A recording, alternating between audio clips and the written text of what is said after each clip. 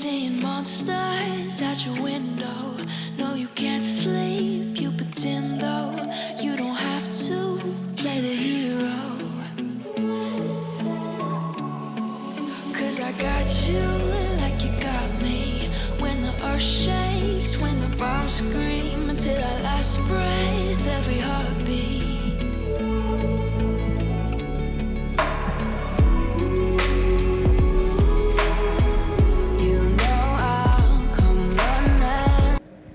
Hello అండి, welcome back to my channel. ఎలా ఉన్నారు మీరందరూ? నేనైతే చాలా చాలా బాగున్నాను. సో ఫైనల్గా ఒక రొటీన్ వ్లాగ్ మా కుట్టిగాడితోటి ఎలా ఉంటుంది అని. ఇది యాక్చువల్గా చెప్పాలంటే ఒకరోజు తీసింది కాదు, బట్ బిట్స్ అండ్ పీసెస్గా అయితే ఒక రోజులాగా మీకైతే పెట్టడానికి ట్రై చేశాను నేను. హోప్ఫుల్లీ మీకు నచ్చిద్దని అనుకుంటున్నాను.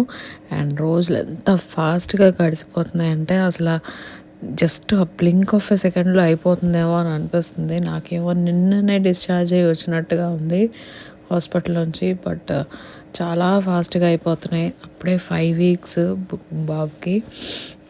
నేను ఈ వీడియోస్ అనేవి తీసినప్పుడు పురుడు స్నానం తర్వాత నుంచి స్టార్ట్ చేశాను అవన్నీ. అలాగా మీకు ఇంకా బ్లాగ్ లాగా పెడుతున్నాను అనమాట.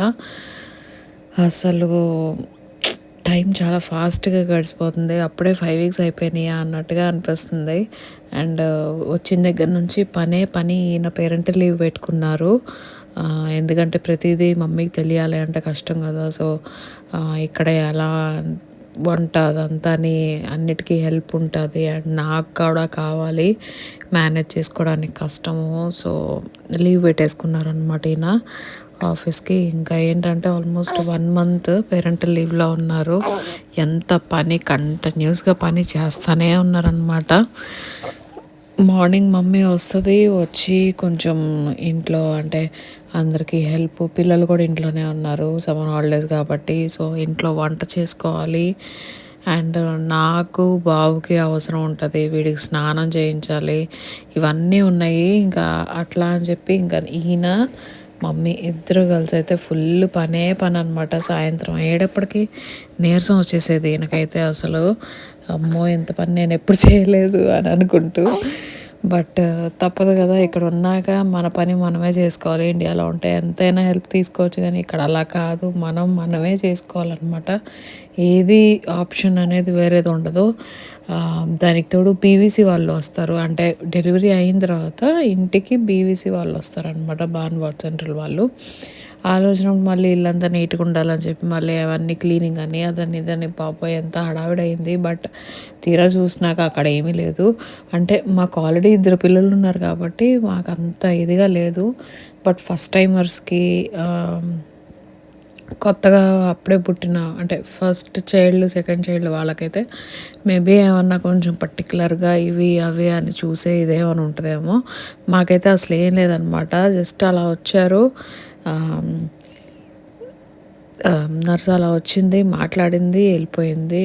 ఏమీ చేయలేదు, ఏం చూడలేదు కూడా. మాకేమో టెన్షన్గా అదిరిపోయింది ఫస్ట్ టైం కాబట్టి ఇక్కడ. బట్ అనిపించింది ఏంటంటే చాలా లైట్ అనమాట. ఆల్రెడీ 2 పిల్లలు ఉన్నారు అండ్ వీ నో ఎలా పెంచాలి పిల్లల్ని అని చెప్పి అది పెద్ద సమస్య కాదు అని అనుకుని ఉండేరేమో అని అనుకున్నాం మేమైతే. బట్ అదైతే బాగా గడిచింది. అండ్ ఎవ్రీడే ఇలా ఎంత ఫాస్ట్గానే చకచకా అయిపోతుంది. నేనేమో కంప్లీట్గా క్లస్టర్ ఫీడింగ్ అనమాట. వీడు అసలు కంటిన్యూస్గా అదే పనిలో ఉంటాము. అందులోని మదర్ ఫీడింగ్ బాటిల్ అలవాటు చేయలేదు, ఎందుకంటే వీళ్ళిద్దరికి కూడా అలవాటు లేదు. అండ్ వీడికి కూడా లక్కీగా నాకు డెలివరీ అప్పుడే పాలు రావడం స్టార్ట్ అయింది. సో ఫీడింగ్ అప్పటి నుంచి స్టార్ట్ చేస్తాను అనమాట, మదర్ ఫీడింగే, బ్రెస్ట్ ఫీడింగ్. సో ఇంకా ఏంటంటే బాటిల్ కూడా అలవాటు చేయలేదు, పంపింగ్ కూడా నేను చేయలేదు. నాకు ఏంటంటే అంతకుముందు ఐడియా లేదు, ఇప్పుడు కొత్తగా తెలుసుకునే దానికన్నా మనకు తెలిసిందే చేసుకుంటే మేలు అని ఇప్పుడు నేను అర్జెంటుగా వెళ్ళి ఎక్కడికి చేసేదేం కూడా లేదు. పంపింగ్ చేస్తున్నాం అంటే బయటికి వెళ్ళినప్పుడు వీలుగా ఉంటుంది, అది ఇది అట్లా ఉంటుంది. బట్ మాకేంటంటే వెంటనే బయటికి ఎక్కడికి వెళ్ళటానికి లేదు. కార్ సీట్ అంటేనే చిరాకు వీడికి. అసలు కార్ సీట్‌లో పెడుతుంటే చాలు గోలెత్తేస్తున్నాడనమాట కార్‌లోని. బట్ కొన్ని డాక్టర్ అపాయింట్మెంట్స్ ఉంటాయి. వీడి చెకప్స్ ఉంటాయి, నా చెకప్స్ ఉంటాయి. ఖచ్చితంగా వెళ్ళాలి. అది ఇంటికి దగ్గరే అయినా కూడా ఒక్క అడుగు కూడా నాకు వాడు గ్యాప్ ఇయ్యట్లేదనమాట. అస్సలకంటే అస్సలకి. ఆ కార్ సీ సారీ, సారీ. కార్ సీట్ అంటేనే చిరాకు చేసేస్తున్నాడు. సో, ఆ దెబ్బకి ఎక్కడికి అయితే వెళ్ళటానికి లేదు. ఇంకా ఇంట్లోనే అనమాట. ఎళ్తున్నాం అంటే అబ్బో! అసలు అదొక పెద్ద స్పోర్ట్స్ ఆడుతున్నంత లెవెల్‌లో ఇదైపోతాం నేను, ఈయన. వాడు ఏడవకుండా అది చేయాలి, ఇది చేయాలి అనుకుంటూ అంత హడావిడి అయిపోద్దనమాట. బట్ ఏంటంటే పోస్ట్‌పార్టమ్ టైమ్ అంతా చాలా మంచిగా హీలింగ్ అంతా బాగా అయింది. ఎందుకంటే ఈయన వల్లనే అసలు చాలా పని ఒక పక్కన బాబుని చూడడం, ఒక పక్కన నన్ను చూడడం, ఇంట్లో పనులు ఏ టు జెడ్ అనమాట చేసింది ఈయన. అందుకే నాకు కొంచెం ఈజీగా అయిపోయింది. నేను అస్సలు అనుకోలేదు అంత ఫాస్ట్‌గా రికవర్ అవ్వగలను అని. అసలు అస్సలంటే అస్సలు అనుకోలేదు. చాలా భయపడ్డాను. ఎలా ఉంటదా అని చెప్పి. పైగా చాలామంది ఒబేస్ ఉన్నప్పటికీ హీలింగ్ అనేది కష్టమవుతది అది ఇదని. బట్ అలాంటిది ఏమీ లేదు. వితిన్ పురుటి స్నానం టైంకి నాకు కుట్లు హీల్ అయిపోయినాయి. అండ్ బ్లీడింగ్ కూడా ఏంటంటే ఇక్కడ బ్లడ్ క్లాట్స్ అనేవి అవ్వకుండా నాకు ఫ్రాగ్మిన్ ఇంజెక్షన్స్ ఇచ్చారనమాట. లైక్ ఎకోస్ప్రిన్ ఇండియాలో. అందుకని చెప్పి ఇంకా ఎవ్రీడే అది వేసుకోవాలి. లైక్ ఇన్సులిన్ లాగానే ఇది నాకు నేనే తీసుకున్నాననమాట. కాళ్ళకి ఇచ్చుకోవాలి అని అన్నారు. అదేంటంటే ఇంజెక్షను ఇచ్చిన దగ్గర నుంచి ఇన్సులిన్ లాగా కాదు, నీడిల్ చాలా పెద్దది దీనిది. అసలు ఫస్ట్ అయితే ఏడుపు వచ్చేసింది నాకు అది చేసుకోవడానికి. చాలా పెయిన్ఫుల్. అది తీసుకున్న తర్వాత అక్కడంతా బ్లడ్ క్లాట్ అయిపోద్దనమాట. ఇంజెక్షన్ చేసుకున్న దగ్గర అంతా బ్లడ్ క్లాట్ అయిపోయి ఇలా గడ్డలాగా ఉంటుంది. అది కాళ్ళన్నీ ఇంకా 2 కాళ్ళకి మార్చి ఏసుకోమని చెప్పారు. ఒక కాలుకి ఒక రోజైతే ఇంకో కాలుకి ఇంకో రోజు అని చెప్పి. బట్ ఖచ్చితంగా తీసుకోవాలి అని అయితే అన్నారు. ఎందుకంటే థ్రాంబోసిస్ వచ్చే ఛాన్సెస్ ఉంటాయి పెద్ద ఆపరేషన్ లాగా. అండ్ ఒబేస్, దానికి తోడు ఏజ్ ఫ్యాక్టర్స్. సో, ఇవన్నీ ఉన్నాయి. సో, ఖచ్చితంగా తీసుకోవాలి అంటే అదైతే తీసుకున్నాను. అసలు అది ఎప్పుడైతదా అని అనిపించింది. లక్కీగా అవి అయిపోయినాయి. చూస్తుండగా టైం గడుస్తున్నట్టు అది కూడా గడిచిపోయిందనమాట. బట్ ఒక్కరోజు అయితే వచ్చింది కదా, ముక్కులోంచి కంటిన్యూస్గా బ్లడ్ వస్తానే ఉందన్నమాట. అసలు ఆగలేదు. ఇంకా లాస్ట్కి ఎంత టిష్యూ పెట్టి ఎంత ఆపుతానికి ట్రై చేసినా అవ్వలేదన్నమాట. లాస్ట్కి జెల్ లాగా కూడా వచ్చేసింది బ్లడ్. ఇంక ఇట్లా కాదని చెప్పి నా ఐస్ క్యూబ్ తీసి పెట్టేశారనమాట ముక్కు మీద. అప్పుడు ఆగింది.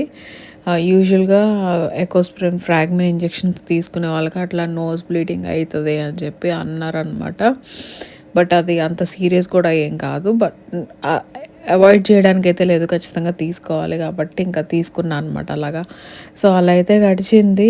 అండ్ ఇవన్నీ అవుతూనే వీడు చేసే చేష్టలు, వీడు చెప్పే కబుర్లు అవన్నీ అసలు అలాగ సోక్ చేసుకుంటున్నాను అనమాట. ఎందుకంటే మళ్ళీ ఈ ఛాన్స్ రాదు. మళ్ళీ ఇంకా అవన్నీ కుదరవు. ఇదే లాస్ట్. పాప టైంలో ఇదే లాస్ట్ అని అనుకున్నాను. బట్ ఏంటంటే దేవుడు నాకు ఇంకోసారి అవ్వాలి అని చెప్పి రాసి పెట్టి ఉంచాడు. అందుకే నేనేమో మేబీ ఇంతవరకు వచ్చాము. ఇంకా ఇదే లాస్ట్. ఇంక ఇక్కడతోటి అయిపోయింది అని అన్నీ తలుచుకుంటేనే ఒకలాగా అనిపిస్తుందనమాట. బట్ అదంతా మూమెంట్స్ అన్నీ అయితే నేను ఎంజాయ్ చేస్తున్నాను బాగా పిల్లోడితోటి. అసలు పిల్లలు ఎంత ఎంజాయ్ చేస్తున్నారంటే లక్కీగా వాళ్ళకి సమ్మర్ హాలిడేస్ కావటం, వాళ్ళ ఇంట్లోనే ఉండటం, బుడ్డోడితోటి ఒక్కటే ఆటలనమాట. అండ్ వాళ్ళు కూడా ఏంటంటే నేను టాయిలెట్‌కి వెళ్ళినప్పుడు, నేను స్నానానికి వెళ్ళినప్పుడు అట్లాగా వాడు దగ్గర ఎవరో ఒకళ్ళు ఉండాలి అని చెప్పి టర్నుల వారీగా వాళ్ళు చూసుకుంటున్నారు. అసలు ఏది చెప్పాల్సిన అవసరం లేదనమాట. అంత జాగ్రత్తగా అమ్మ తమ్ముడు అనుకుంటూ అసలు భలే గడిచింది. ఇప్పటికైతే హాలిడేస్ అయిపోయి స్కూల్ స్టార్ట్ అయిపోయింది కానీ సమ్మర్ హాలిడేస్ అంతా అసలు అలా ఫాస్ట్‌గా అయిపోయినట్టు అనిపిస్తుంది నాకైతే. బట్ పిల్లలు మాత్రం బాగా ఎంజాయ్ చేస్తున్నారు బుడ్డోడితోటి. అసలు అంటే ఎంత ఏజ్ గ్యాప్ ఉంటది, అలాగా ఉంటదా అది ఇది అని అనుకున్నాం గానీ, అలా ఏం లేదు. ఇంకా అసలు నిజంగా చెప్పాలంటే చాలా ప్రశాంతంగా ఉంది. వాళ్ళు పెద్దోళ్ళు కాబట్టి గొడవ లేకుండా వాళ్ళే చూసుకుంటున్నారు చక్కగా. నాకు హెల్ప్ చేస్తున్నారు, ఈయనకి హెల్ప్ చేస్తున్నారు. ఇంట్లో పనుల్లోని అంతా స్మూత్‌గా నడుస్తుందనమాట. ఇంకా పొద్దున్న లేసిన దగ్గర నుంచి ఎంత పనంటే, నాకు వీడి దాంతోనే సరిపోద్ది. వీడికి డైపర్ చేంజ్ చేసుకోవడము, ఫీడింగ్ చేయడము, నైట్స్ అంటే ఒక రొటీన్ అనేది అలవాటయింది వాడికి. Like through out the night పడుకుంటాడు. బట్ ఏంటంటే ఫీడింగ్‌కి ఇచ్చినప్పుడల్లా లెగాలనమాట. నేను అంటే ఒక టైమ్ గ్యాప్స్ అనేవి మాకు అలవాటయిపోయినాయి. ఆ టైంకి మెలుకువొచ్చేస్తుంది నాకు వాడికి. ఏదో అలారం కొట్టినట్టు. సో, ఆ టైంకి లెగటం, ఫీడ్ చేయటం, మళ్ళీ పడుకోవడం, మళ్ళీ లెగటం, ఫీడ్ చేయడం, పడుకోవడం అలాగా ఎవ్రీ 3 అవర్స్‌కి ఒకసారి అయిపోతుందనమాట. మాకు గంట కొట్టినట్టు. ఇంక నాకేంటంటే అలా పడుకుని చాన్నాళ్ళు గ్యాప్ వచ్చింది గదా! అసలు almost 7 years gap, 8 years gap వచ్చింది. ఇంకా ఆ గ్యాప్ వలన అంతా కొత్తగా ఉంది. నీరసం వచ్చేస్తుంది నైట్స్ నిద్ర లేకపోతే. బట్ స్లోగా, స్లోగా అయితే సెట్ అవుతున్నాను. ఆ నిద్ర లేకపోవడం వలన ఇంకా తిక్కగా ఉంటది. బట్ ఏంటంటే తప్పదు కదా! లెగాలి, చెయ్యాలి.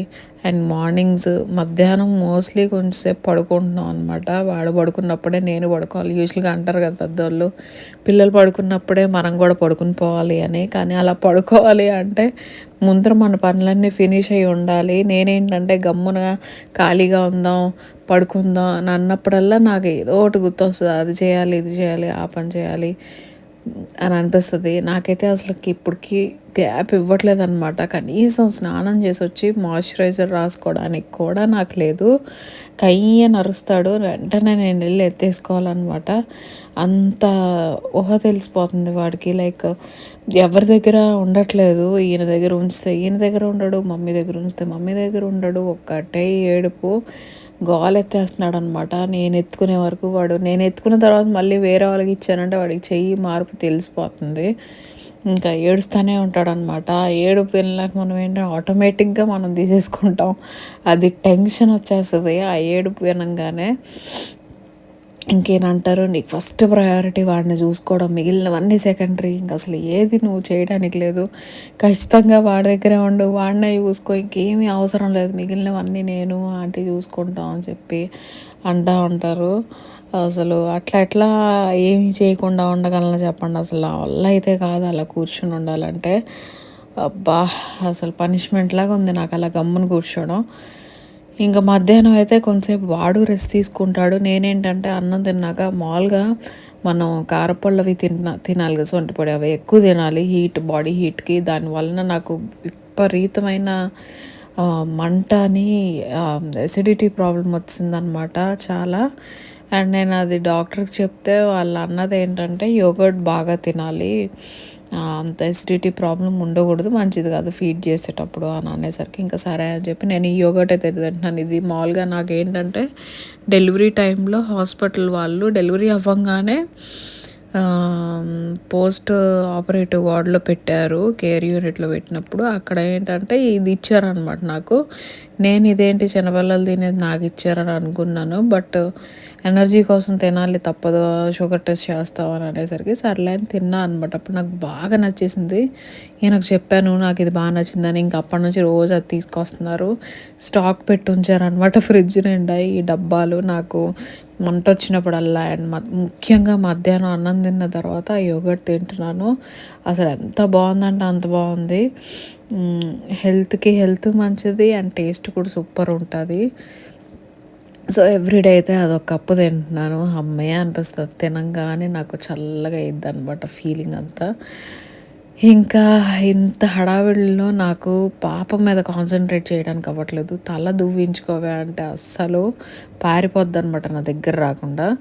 బట్ ఎట్లాగొట్లో రోజు మార్చి రోజన్నా దువ్వడానికి ట్రై చేస్తున్నా. బట్ ఇప్పుడు స్కూల్ అయితే స్టార్ట్ అయిపోయింది కాబట్టి ఎవ్రీడే దువ్వుకోక తప్పదు. కానీ హాలిడేస్ ఉన్నన్ని రోజులు మాత్రం బాబోయ్! అసలు మామూలుగా లేదు. దాని జుట్టుతోటి అలాగే పిచ్చిదానిలాగా బయటపడి తిరుగుతూ ఉండేదనమాట. డాడీ ఇంకా పిల్లలు కలిసి సైక్లింగ్‌కి ఆల్మోస్ట్ ఎవ్రీడే సైక్లింగ్‌కి వెళ్తారు. సో, అట్లా వెళ్తూ వెళ్తూ అలానే వెళ్ళిపోద్ది. ఇంక నా దగ్గరగా అసలు ఉండట్లేదు. బుడ్డోడు వచ్చిన దగ్గర నుంచి అసలు ఎక్కువ టైం ఏమంటారు దొరకట్లేదనమాట నాకు దానికి. ఎయిదర్ ఉంటే బాబుని చూసుకోవడం అట్లా అయిపోతుంది కానీ, ప్రత్యేకంగా దాన్ని కూర్చోబెట్టి చెయ్యాలంటే అస్సలు అవ్వట్లేదనమాట. అంత ఆక్యుపైడ్‌గా అయిపోయింది నా పరిస్థితి అంతా. బట్ ఇప్పుడైతే లక్కీగా స్కూల్ స్టార్ట్ అయింది కాబట్టి ఖచ్చితంగా పొద్దున్నే లేసి తల దూకుని, స్నానం చేసి అన్నీ ఒక రొటీన్ లాగా అయిపోయింది. హాలిడేస్ అయితే ఆటోమేటిక్‌గా బద్ధకం వచ్చేస్తది దానికి. ప్లస్ నాకు అసలు టైం అవ్వలేదు. సో, అలా అయితే అయింది. అండ్ నవ్వటం స్టార్ట్ చేశాడు చాలా తొందరగా అనమాట. నాకు తెలిసినంత తొందరగా ఈ రోజుల్లో పిల్లలు ఎంత ఫాస్ట్ ప్రతీదీ మైల్‌స్టోన్స్ అన్నీ చాలా ఫాస్ట్‌గా నడుస్తున్నాయి. అన్నిటికీ రెస్పాన్స్ ఇస్తున్నాడు అండ్ నవ్వుతున్నాడు. నేనేం మాట్లాడితే దానికి నవ్వుతాడు, రెస్పాన్స్ ఇస్తాడు. ఆ అనుకుంటూ ఏదో ఒకటి నోటితోటి చెప్పడానికైతే ట్రై చేస్తాడనమాట. నాకు అసలు భలే అనిపించింది. ఇవన్నీ మీరు నా వ్లాగ్స్‌లో చూద్దురు కానీ అన్నీ అయితే మంచిగా రికార్డ్ చేస్తున్నా అనమాట. లైక్ పిల్లలిద్దరిది అప్పుడు కూడా రికార్డ్ చేశాను అండ్ ఇప్పుడు కూడా. అప్పుడైతే వ్లాగింగ్ అదంతా లేదు. ఇప్పుడు ఉంది కాబట్టి నేను మీతో షేర్ చేసుకోగలుగుతున్నాను. ఖచ్చితంగా అవన్నీ అయితే మీతో షేర్ చేసుకుంటాను.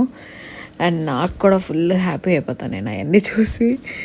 ఇంకా సో అదండి ఈ వ్లాగ్‌కి. ఐ హోప్ మీకు ఈ వ్లాగ్ నచ్చిందని అనుకుంటున్నాను. నచ్చితే కనుక ప్లీజ్ లైక్ చేయడం మర్చిపోవద్దు. అండ్ ఛానల్ ఏమైనా కొత్తగా చూస్తున్నారంటే కనుక సబ్స్క్రైబ్ చేసుకోండి.